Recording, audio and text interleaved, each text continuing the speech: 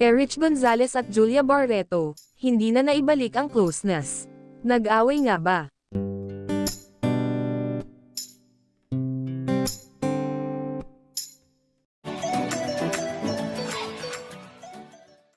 Gaano katotoo na may away ang dating magkaibigang sina Julia Barreto at Erich Gonzalez? At hindi na pala naibalik sa dati ang friendship ni Erich Gonzalez sa buong pamilya ni Julia Barreto. Last year nang mapansin ng ibang netizens na wala na sa friend list ni Julia si Erich na sister-in-law ngayon ng kapatid ni Julia na si Claudia. Magkapatid ang mister ni na Erich and Claudia na galing sa old rich family na mga Lorenzo.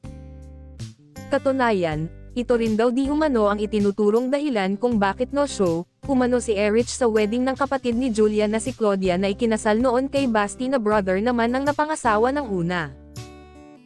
Si Erich ay pinakasalan ni Mateo Rafael Lorenzo habang si Claudia ay mister ni Basti Lorenzo. Bestie sina Julia at Erich at mom pa nga ang tawag ng huli kay Marjorie noon. As in isang pamilya ang kanilang turingan. Nagawa na ni Erich na lumayo sa kanyang buhay showbiz pagkatapos niyang ikasal. Nag-private pa siya sa Instagram. Habang si Julia ay active pa rin ang showbiz career. Sinabi noon ni Erich, ramdam niya na welcome siya sa Barreto family that time kaya malapit siya sa mga ito.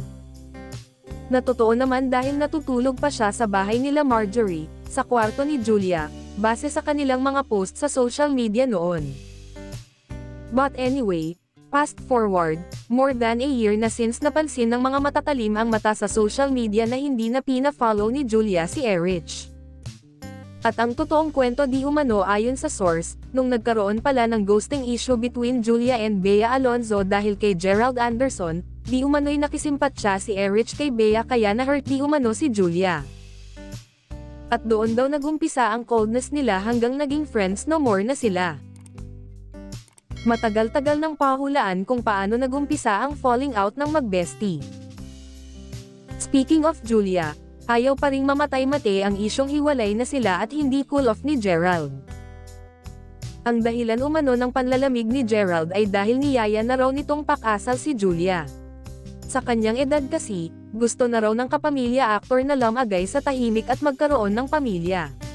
Kaso, si Julia raw ang hindi pa handa na magpatali sa nobyo. Kaya raw kung patuloy na pinuputakti ng intrigang hiwalay na ang dalawa, ito ay sa kadahilan ng hindi nagkakaroon ng closure ang kanilang relasyon.